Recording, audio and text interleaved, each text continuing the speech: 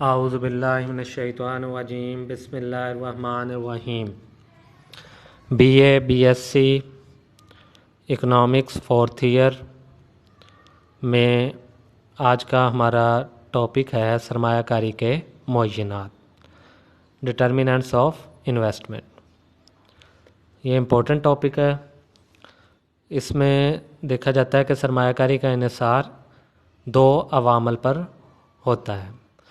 پہلا ہے سرمایہ کی مختتم استطاعت، مارجنل ایفیشنسی آف کیپٹل۔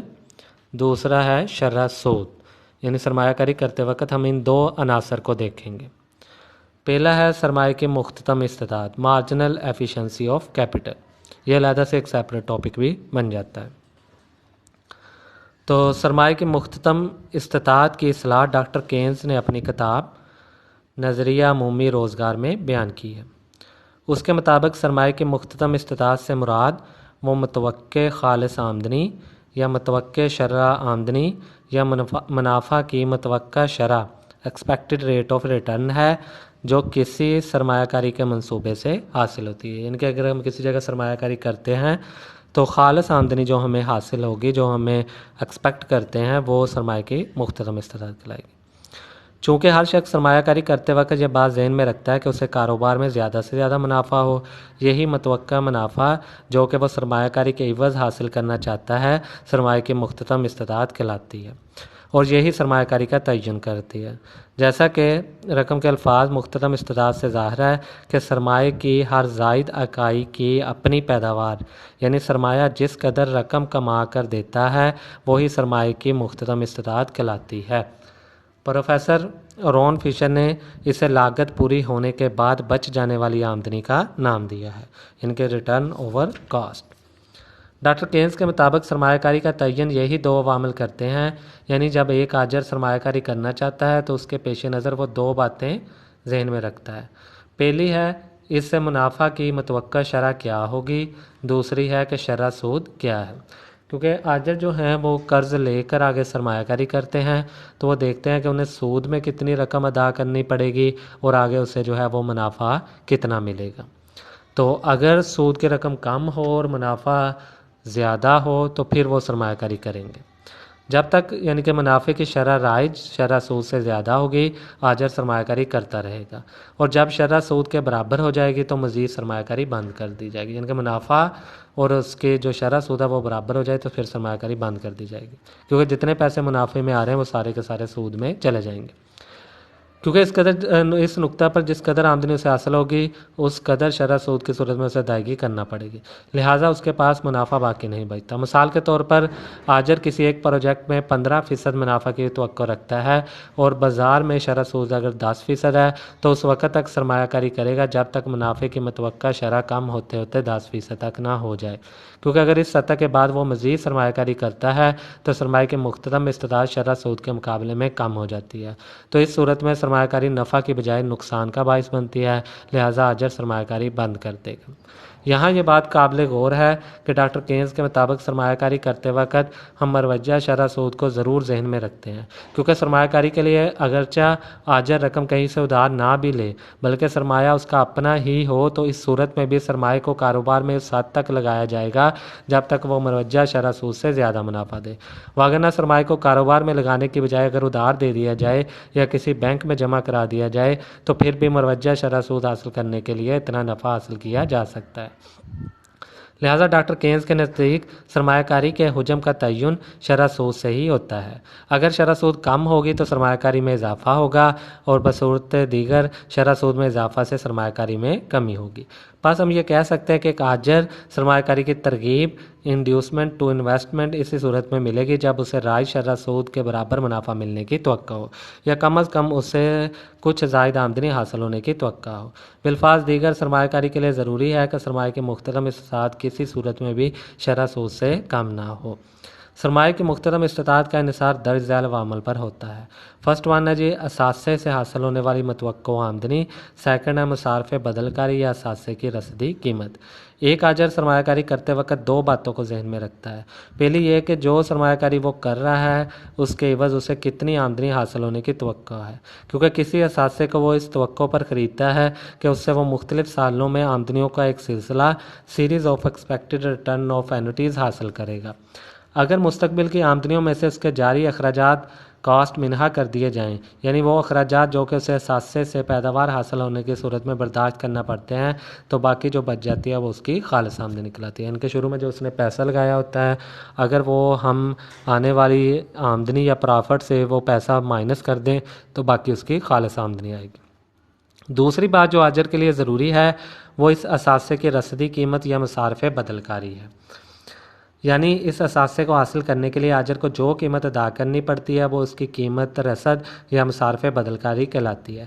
اس سے مراد یہ ہے کہ اگر آجر ایک مشین 10,000 روپے میں خریدتا ہے اور اگر اس مشین کی گارنٹی 10 سال ہو تو وہ ہر سال ایک خاص شرح سے کٹوتی کر کے رقم جمع کرتا ہے تاکہ جب 10 سال بعد مشین بیکار ہو جائے تو وہ اس کے بدلے نئی مشین حاصل کر سکے۔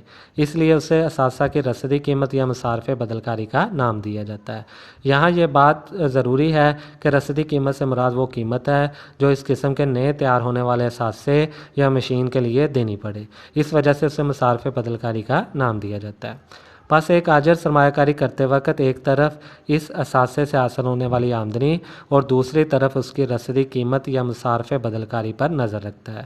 چونکہ سرمایہ کی مختتم استطاعت کا انحصار ان دونوں عوامل پر ہوتا ہے، اس لیے ڈاکٹر کینز نے مختتم استطاعت سرمایہ کی تعریف ان الفاظ میں بیان کی ہے۔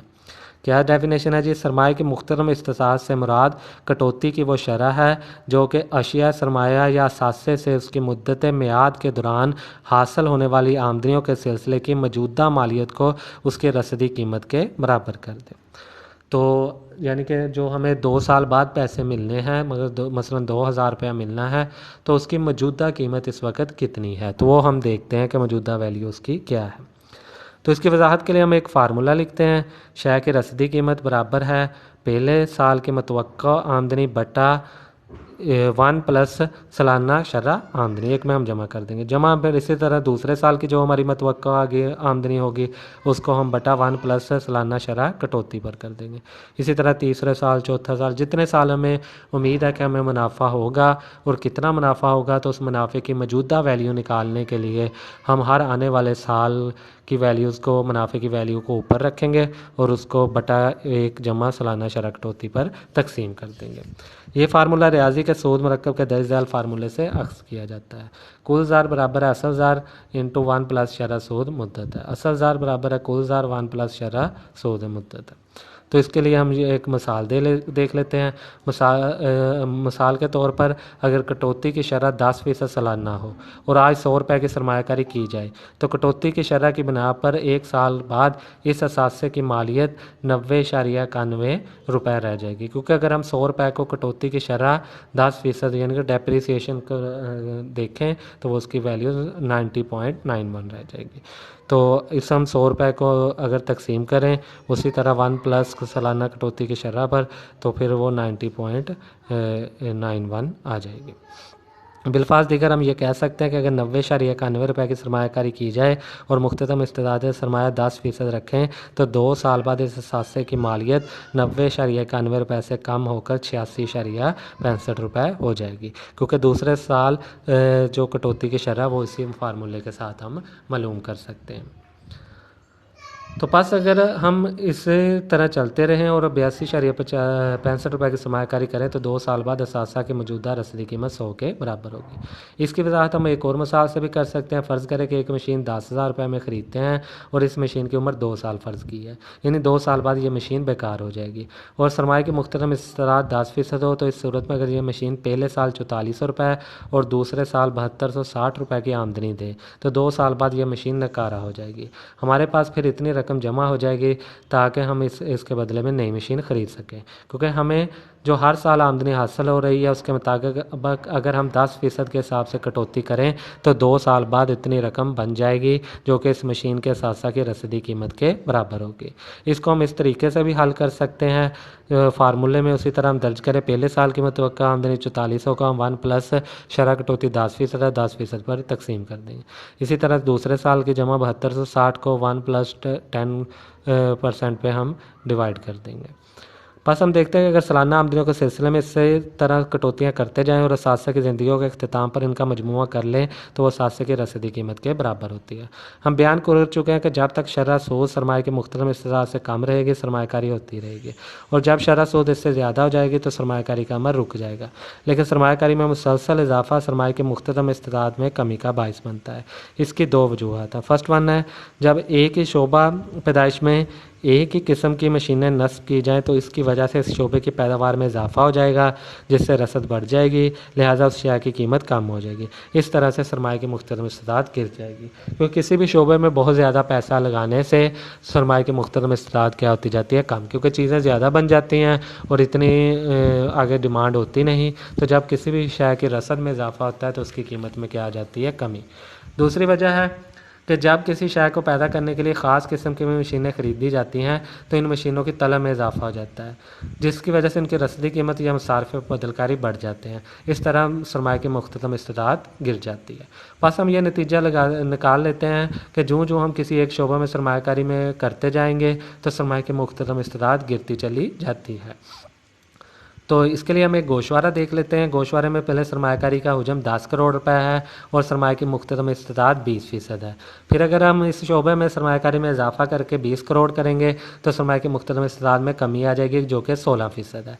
फिर इसी तरह सरमाए के में अगर 30 करोड़ कर देंगे तो इसमें कमी आकर 12%, फिर अगर 40 करोड़ कर देंगे तो कमी आकर 8% और 50 करोड़ कर देंगे तो कमी आकर 4%। इस गोशवारे से ज़ाहिर है कि जो सरमाकारी का हुजम बढ़ता है सरमाए की मुख्तलिफ इस्तेदाद गिरती चली जाती है। इसकी वजाहत हम डायग्राम के ज़रिए से भी कर सकते हैं। तो डायग्राम में हमारे पास 2 स्केल हैं, OX के साथ हमने सरमायाकारी रखी है और OY के साथ सरमाए की मुख्तलिफ इस्तेदाद। तो सबसे पहले पॉइंट पर 10 करोड़ रुपए और सरमाए की मुख्तलिफ इस्तेदाद 20% थी।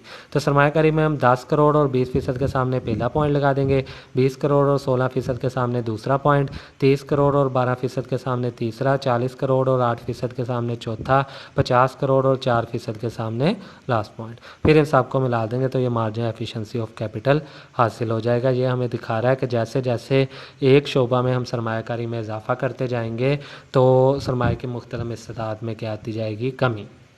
तो ये हमारा आज का टॉपिक मुकम्मल हुआ। इसमें हमने देख लिया कि सरमाए की मुख्तलिफ इस्तेदाद है क्या और सरमाए की मुख्तलिफ इस्तेदाद में जो कमी आती जाती है, यानी कि सरमायाकारी करते जाएँ तो मुनाफे में जो कमी वाक़या होती है वो किन वजूहात की बिना पर होती है। शुक्रिया जी, अल्लाह हाफ़िज़।